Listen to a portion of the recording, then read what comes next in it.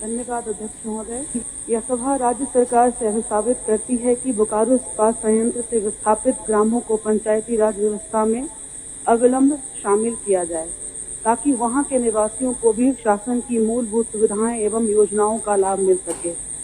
अध्यक्ष महोदय, मैंने पिछले कार्यकाल में भी यह मांग रखा था और उस वक्त जो मुझे जवाब मिला 28/2/2025 मेरे पास जवाब है अध्यक्ष महोदय, और आज फिर 28/8/2025 उसी जवाब को कॉपी पेस्ट करके मुझे दे दिया गया है अध्यक्ष महोदय। आपके मंत्री जी से जवाब ले लीजिए। अध्यक्ष महोदय, बोकारो जिला से ये पंचायतों के नए गठन की बात को लेकर के लंबी मांग रही है और वहाँ लोग बसे हुए भी हैं, सरकारी कई लाभ उनको मिल रहा है, लेकिन जहाँ पर ये पंचायत की मांग है वह सेल की जमीन है और नए पंचायतों का गठन झारखंड पंचायती राज अधिनियम 2011 के धारा 13 के अनुरूप होता है और इसके अनुसार जिला दंडाधिकारी बोकारो के द्वारा जो है प्रतिवेदन मंगाया जाता है और जो वहाँ से हम लोगों को प्राप्त जवाब है वो ये है कि सेल जो है इसको देने के लिए तैयार नहीं है इस जमीन को। और पहले भी जो पंचायत 2002 में कुछ बनाए गए थे किसी परिस्थिति में, उसके मामले में सेल कोर्ट में जाकर के उसके खिलाफ वाद दायर किया।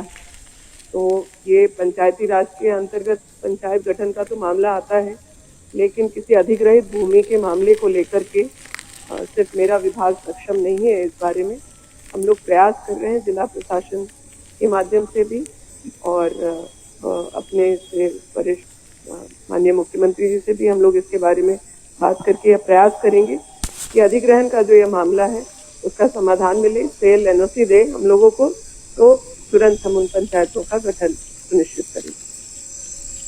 अध्यक्ष महोदय, सेल से एनओसी प्राप्त की जो मांग हो रही है जिले के उपायुक्त से, मैं आपको बताना चाहूंगी कि पिछली बार भी जब घोषणा हुई थी उस वक्त भी डीम्ड एनओसी मान करके घोषणा कर दी गई थी। उसी के आधार पे मैंने दोबारा ये सवाल फिर से मैं लेकर के आई और जिले के उपायुक्त जो हैं उन्होंने भी एक प्रपोज बना करके दिया है प्रपोजल ये संबंधित विभाग को। लेकिन अध्यक्ष महोदय, यह मेरे जवाब में जो दिया गया है, हवाला जो दिया जा रहा है, वाद संख्या SA 4591 और 4691, जिसमें कहा जा रहा है कि पारित न्यायाधीश द्वारा अधिग्रहण के पश्चात हस्तांतरित भूमि को स्वामित्व बोकारो इस्पात संयंत्र को वेस्ट कर दिया गया है।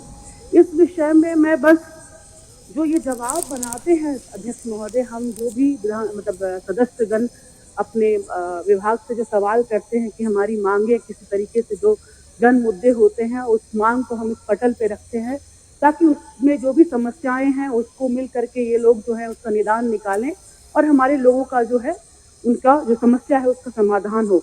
किंतु जिस तरीके का ये जवाब पिछली बार भी आया, फिर दोबारा ये जवाब आया है, जिस कोर्ट का हवाला आप दे रहे हैं वाद संख्या, उसके बारे में मैं आपको बताना चाहूंगी कि थोड़ा अगर ये लोग ढंग से होमवर्क कर लेते, होमवर्क करने की जरूरत बहुत ज्यादा है अध्यक्ष महोदय, क्योंकि उत्तर देखिए पिछले सेशन में भी मैंने पूछा था, फिर दोबारा मैंने पूछा है।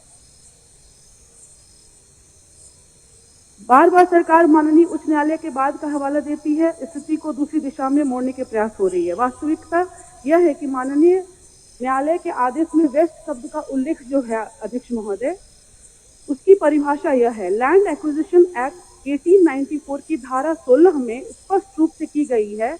जब कलेक्टर लैंड एक्विजिशन ऑफिसर धारा 11 के अंतर्गत अवार्ड पारित कर देता है और भूमि का वास्तविक कब्जा ले लेता है, तब वह भूमि पूर्णतः सरकार की संपत्ति बनती है। सभी ऋण एवं बाध्यत्व समाप्त हो जाती हैं। इसे ही वेस्ट टू गवर्नमेंट कहा गया है। जबकि हमारा जो BSL का यहाँ हमारे बोकारो का जो मामला है अध्यक्ष महोदय, वो पेंडिंग है। वो अभी जो जहाँ पे जो सुप्रीम कोर्ट का जो ऑर्डर है मैं आपको वो भी बताना चाहूंगी। 2013 के अधिनियम की धारा 24(2) और भी स्पष्ट करती है कि यदि अवार्ड पारित हुए 5 वर्ष से अधिक समय बीत चुका है, या तो सरकार ने भूमि का कब्जा न लिया हो या प्रभावित लोगों को मुआवजा न दिया हो, तो ऐसी स्थिति में अधिग्रहण की कार्रवाई समाप्त लैप्स्ड मानी जाएगी। यह स्थिति भी यहाँ पूर्णतः लागू होती है, क्योंकि इन ग्रामों का कब्जा अभी भी सेल या सरकार के पास नहीं रहा तथा पूर्णतः मुआवजा भी नहीं मिला है। जब कब्जा ही नहीं है तो इन ग्रामों को पंचायती राज प्रणाली में शामिल करने में अध्यक्ष महोदय मुझे नहीं लगता है कोई व्यवधान होनी चाहिए। और जो मैं स्पष्ट रूप से मैंने इन सब चीजों को इसलिए यहाँ आपके पटल पे रखा अध्यक्ष महोदय, ताकि हम लोग जितने भी सदस्य हैं जो भी इस पटल पे अपनी परेशानियों को लेके आते हैं, तो जब अभी उत्तर जो बनता है हमारे लिए, वो आप सिर्फ एक विधानसभा के सदस्य को आप संतुष्ट नहीं कर रहे हैं, आप वहाँ के जनमानस को, उनकी आवाज है, आपको उनको जवाब देना है कि किस तरीके से हम उनके जो समस्या है उसके किससे हम लोग डिटेल में जाकर के उनको समाधान करना चाह रहे हैं। और कोर्ट की जो बात यहाँ कही गई है अध्यक्ष महोदय, ये पूर्णतः गलत है। इस पे अगर हम लोग फोकस ना करके, और जैसा हमारे जिले के उपायुक्त से भी बात हुई है, उन्होंने एक प्रपोजल बना के दिया है माननीय मंत्री महोदया को, तो मैं बस आपसे यही आपके माध्यम से मैं कहना चाहूंगी कि एक ऐसा आश्वासन हमें मिले ताकि हम लोग का जो अधिकार है पंचायती राज में शामिल होने का, उसे हम लोग पूरा कर सकें। माननीय मंत्री। अध्यक्ष महोदय, माननीय सदस्य की जो चिंता है वो सिर्फ उनके अकेले की भावना नहीं है। वहाँ जो रहने वाले लोग हैं, कई माध्यम से हम लोगों से संपर्क करते हैं। यह मांग सही है और बहुत लंबे समय से है, लेकिन सरकार नियम संगत तरीके से कार्रवाई को कर सकती है। सरकार हर तरीके से माननीय सदस्य को कोऑपरेट कर रही है। इस बात की गंभीरता को समझते हुए पिछली बार इस सवाल पे माननीय मुख्यमंत्री जी ने खुद जवाब दिया था और माननीय सदस्य को संतुष्ट किया था। और आज भी जब हम लोग यहाँ खड़े होकर के उनको जवाब देना चाहते हैं, हम लोग इस काम को करना चाहते हैं, नियम संगत तरीके से यह काम होगा।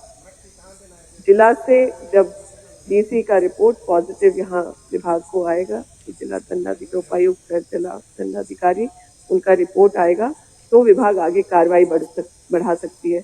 हम लोग प्रश्न के माध्यम से जो जवाब दे रहे हैं उसके तहत भी, और जिला के द्वारा जो प्रशासन है उनका भी कॉपरेशन माननीय सदस्य को मिल रहा है।